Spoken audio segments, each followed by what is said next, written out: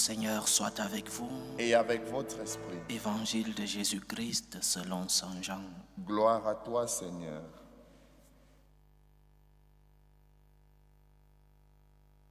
En ce temps-là, Jésus se manifesta encore aux disciples sur le bord de la mer de Tibériade. Et voici comment. Il y avait là ensemble Simon-Pierre avec Thomas appelé Didyme, c'est-à-dire jumeau, Nathanaël de Cana de Galilée, les fils de Zébédée et deux autres de ses disciples. Simon-Pierre leur dit, « Je m'en vais à la pêche. » Ils lui répondent, « Nous aussi, nous allons avec toi. » Ils partirent et montèrent dans la barque. Or, cette nuit-là, ils ne prirent rien.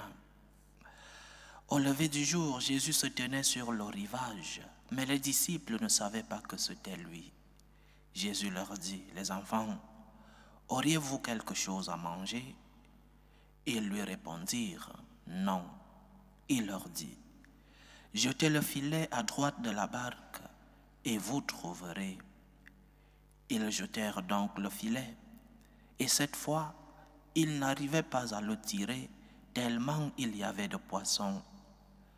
Alors le disciple que Jésus aimait dit à Pierre, « C'est le Seigneur. » Quand Simon-Pierre entendit que c'était le Seigneur, il passa un vêtement, car il n'avait rien sur lui, et il se jeta dans l'eau. Les autres disciples arrivèrent en barque, traînant le filet plein de poissons. La terre n'était qu'à 100 de mètres. Une fois descendus à terre, ils aperçoivent disposé là un feu de braise avec du poisson posé dessus et du pain. Jésus leur dit, « Apportez donc de ces poissons que vous venez de prendre. » Simon-Pierre remonta et tira jusqu'à terre le filet plein de gros poissons. Il y en avait 153. Et malgré cette quantité, le filet ne s'était pas déchiré. Jésus leur dit alors, « Venez manger. » Aucun des disciples n'osait lui demander, « Qui es-tu » Il savait que c'était le Seigneur. Jésus s'approche, il prend le pain et le leur donne, et de même pour le poisson. C'était la 3e fois que Jésus, ressuscité d'entre les morts, se manifestait à ses disciples. Acclamons la parole de Dieu. Louange à toi, Seigneur Jésus. Nous continuons avec les apparitions de notre Seigneur que nous lisons dans cette octave de Pâques. Et je rappelle que le Seigneur avait un double objectif dans ses apparitions. Il est toujours bien de revenir parce que ces évangiles sont des continuités entre eux. Le Seigneur avait 2 objectifs. Le premier, rassurer et confirmer sa résurrection. Jésus est vivant, il est ressuscité. Le deuxième, consoler ses apôtres, ses disciples qui, normal, étaient dans la tristesse. Ils avaient perdu son maître. Et en plus d'avoir perdu son maître, ils ne savaient pas où était le corps de leur maître. Ils sont arrivés dimanche matin au tombeau et ils n'ont pas trouvé de corps. Donc Jésus vient confirmer sa résurrection, mais il vient aussi consoler ses apôtres. Hier, nous méditions sur 2 instruments de cette consolation. La parole de Dieu. Le Seigneur te console par sa parole. Et le Seigneur te console à travers les sacrements, l'Eucharistie, le sacrement de la pénitence. Dieu vient pour te consoler.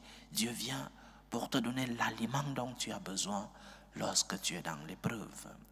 Et c'est de cet aliment que l'évangile d'aujourd'hui nous parle. La présence du Seigneur au milieu de nous nous donne un aliment fort pour que nous puissions, dans l'épreuve, que nous puissions surmonter nos limites, que nous puissions surmonter nos faiblesses et que, parce que le Seigneur est au milieu de nous, que nous puissions recevoir les fruits de cette présence de notre Seigneur au milieu de nous. Et il y a un détail dans cet évangile qui est très intéressant. Les disciples du Seigneur ne le reconnaissent pas avant. Ils ne le reconnaissent pas avant d'avoir pris tous ces poissons. Ils reconnaissent le Seigneur après, c'est-à-dire les fruits de nos efforts sont un nom de Dieu. Les fruits que nous avons reçus par nos efforts nous viennent de Dieu. Tout est grâce. Les biens que nous avons, si nous ne voyons pas la main de Dieu dans tout ce que nous avons, si nous ne disons pas comme la Vierge, le Seigneur fit pour moi des merveilles, nous ne savons pas reconnaître la présence de Dieu au milieu de nous. Pourquoi tant de personnes se sont éloignées de Dieu? Parce que ces personnes croient qu'avec leurs efforts, que les biens qu'ils ont sont fruits de seulement leurs efforts.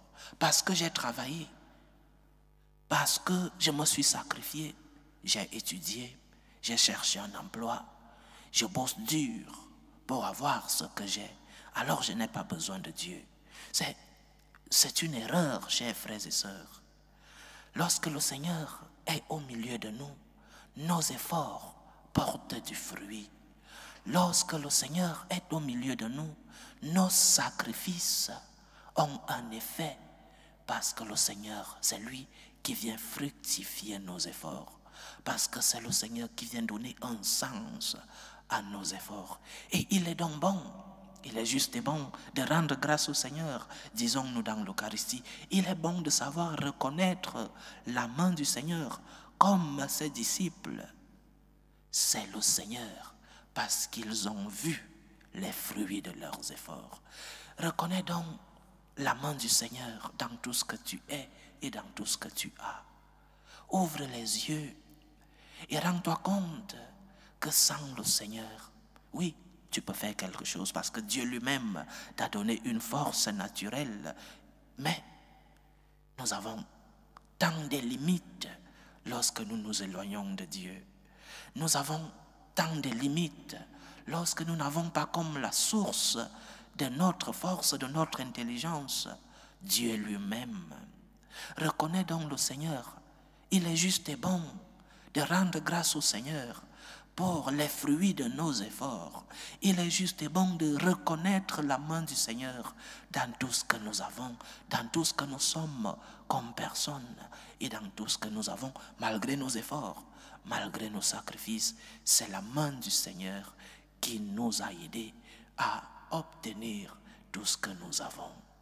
Reconnais le Seigneur, rends grâce au Seigneur. Reconnais les merveilles du Seigneur. Oui, tes efforts. Oui, tes sacrifices.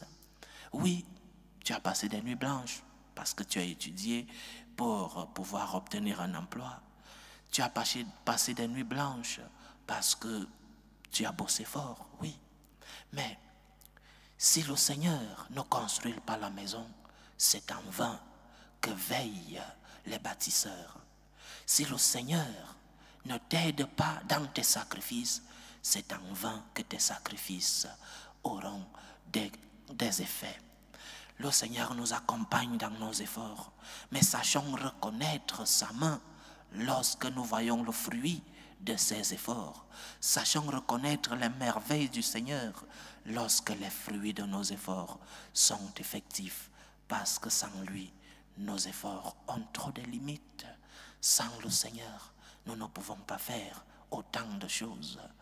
Comme la Vierge Marie, le puissant fit pour moi des merveilles. Saint est son nom. Bénis le Seigneur parce qu'il a fait tant de merveilles dans ta vie. Loué soit Jésus-Christ. À jamais.